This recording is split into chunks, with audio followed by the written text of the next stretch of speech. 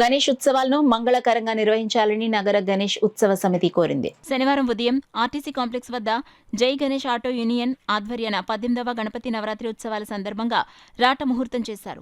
సమితి గౌరవ అధ్యక్షుడు భోగి గణపతి పీఠం ఉపాసకులు దూసర్లపూడి రమణరాజు ముఖ్య అతిథిగా పాల్గొని నారికేళ గుణపాయన మోదక నివేదన పూజా కార్యక్రమాలు నిర్వహించారు.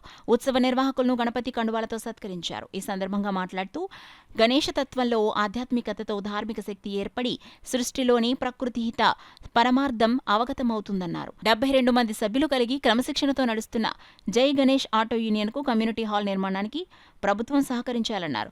యూనియన్ అధ్యక్షుడు ఉత్సవ నిర్వాహకులు ఎన్ బాబు, నాయకులు బాబీ, మోహన్, బుజ్జి, గురునాథ్, రామిరెడ్డి, వీరబాబు, సుబ్రహ్మణ్యం, సూరిబాబు పాల్గొన్నారు.